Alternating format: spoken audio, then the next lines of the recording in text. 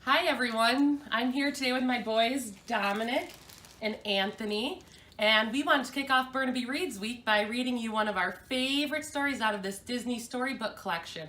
So today we are going to be reading Beauty and the Beast, one of our favorites. Once upon a time there was a prince who was very handsome, but also selfish and unkind. One cold winter's night, a poor old woman went to his castle and asked if she could stay there. The cruel prince refused. Then the woman revealed that she was an enchantress. As punishment for his behavior, she put the prince and all who lived in his castle under a powerful spell. The prince was turned into a terrible beast, and all of his servants were changed into enchanted household objects. Mrs. Potts, the cook, and her son Chip became a teapot and teacup. Cogsworth, the head butler, became a mantel clock, and Lumiere, the maitre d', became a candelabrum. According to the spell, the prince and all his servants would change back into humans, only if the prince learned to love someone and be loved by his 21st birthday. But because he was so ashamed of his hideous appearance, the beast kept himself hidden in his castle. He could only see the outside world through a magical mirror.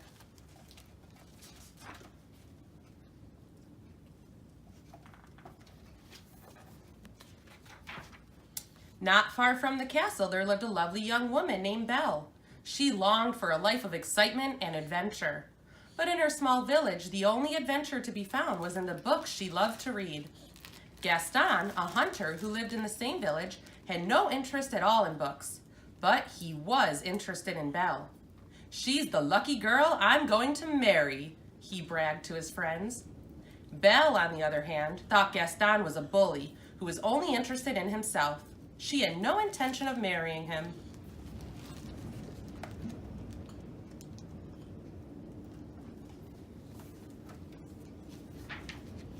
One dark winter day, Belle's father, Maurice, started out on a journey. On his way through the forest, he and his horse Philip got lost. As night fell, Maurice sought shelter in a gloomy castle, the same castle where the beast lived. Maurice was greeted by the beast's servants, Cogsworth and Lumiere. They were glad to have company and eagerly welcomed him. Maurice was quite surprised that the servants were enchanted household objects, but he was happy to have a warm place to stay. Cogsworth was worried about what would happen if his master saw their unexpected guest. The beast was ferocious and didn't like anyone from the outside world to see him. When the beast discovered that Maurice was in the castle, he roared, "You are not welcome here!" He believed that Maurice had come to make fun of his terrible appearance, and so he dragged him off to the dungeon. Maurice was very frightened.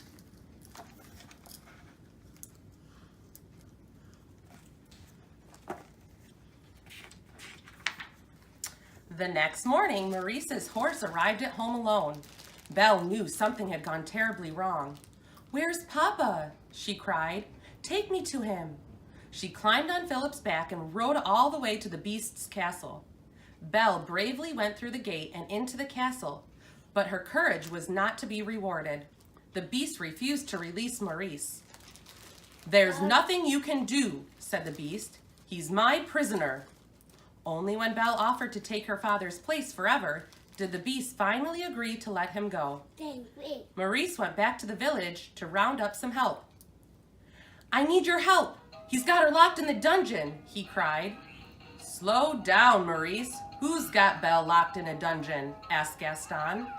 "A beast, a horrible, monstrous beast," replied Maurice. Gaston began to plot his next move. He would rescue Belle and convince her to marry him.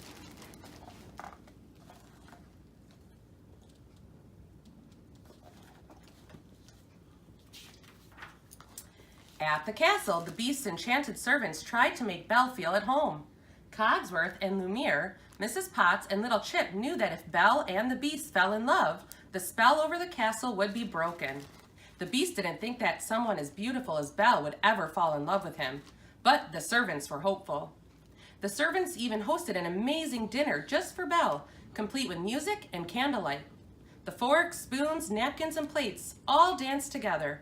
They thought that maybe if Belle grew to like the castle, she would grow to like their master as well. From the very beginning of Belle's time at the castle, the Beast was kinder to her than he had been to her father. He allowed her to live in a room instead of the dungeon. He rescued her from the wolves that attacked her when she tried to run away. When the Beast got hurt fighting the wolves, Belle helped him back to the castle and bandaged him up. The Beast was touched by her kindness. One day, he decided to do something special for her. "Belle," he said, "there's something I want to show you. But first, you have to close your eyes. It's a surprise." He led her into a room and asked her to open her eyes. In front of Belle was the most magnificent library she had ever seen. "I've never seen so many books," she exclaimed. "It's yours," said the Beast.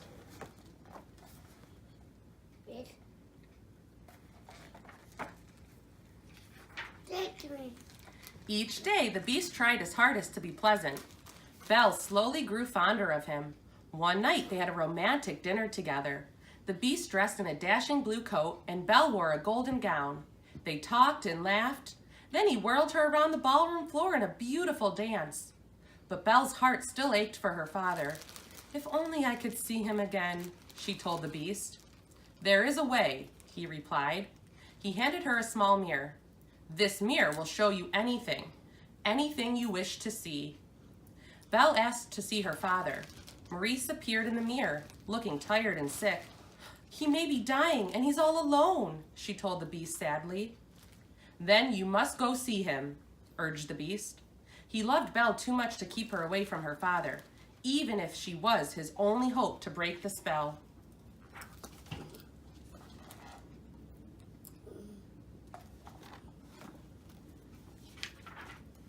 Belle returned to her village and nursed her father back to health. She told everyone how kind the Beast had been. Gaston became very angry. He got a hold of the magic mirror that the Beast had given Belle and convinced the villagers that the Beast was dangerous and should be destroyed. Then he led an angry mob to the castle. Mrs. Potts tried to warn the Beast that his castle was under attack, but after Belle left, he had lost all desire to go on. "It doesn't matter now," he said. "Just let them come." But the Beast's servants weren't going to give up that easily. With all their might, they fought back against the mob of townspeople. When they had finally driven the mob away, the servants cheered. They had won. Yeah, that's the Beast. Gaston, however, was still on the grounds. He found the Beast and attacked. Soon the two of them were fighting on the castle rooftop. Midway through the battle, the Beast heard Belle's voice in the distance. She had come back. With new determination, he grabbed Gaston's club and the two struggled. In a last attempt to kill the Beast, Gaston lost his footing and fell to his death. The fight was finally over. Belle rushed to the Beast's side. He was badly wounded. "You came back," he whispered. Belle's tears fell upon the Beast. "Of course I came back," she cried. "I love you."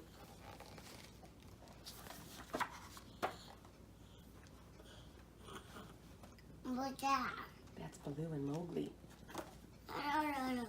What that? That's the bear and Mowgli. Let's see what happens next. With those magical words, the spell was broken. The Beast was transformed into a handsome prince, and the enchanted servants became human once more. "It's a miracle," declared Lumiere. At last, Belle had found what she had always longed for, a life full of excitement, romance, and adventure. And she and her prince lived happily ever after. Mommy, look. The end. That's Mickey Mouse. No. Which one? Yeah. That's Goofy and Donald Duck and Mickey. I hope you all have a fantastic Bernabi Reads week. Happy reading!